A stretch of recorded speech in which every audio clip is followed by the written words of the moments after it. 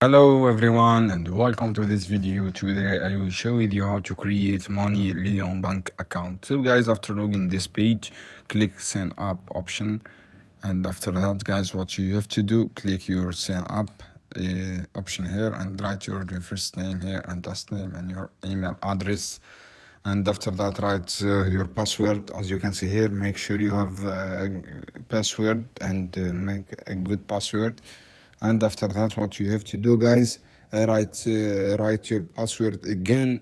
As you can see here on the screen, write your password again, and after that complete the steps, create account, and you will redirect to the next step. As you can see here, wait to loading this page on Moneylion.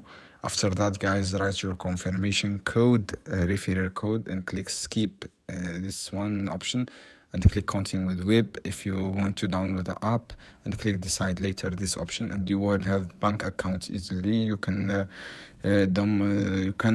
request approve your card here. You can get card.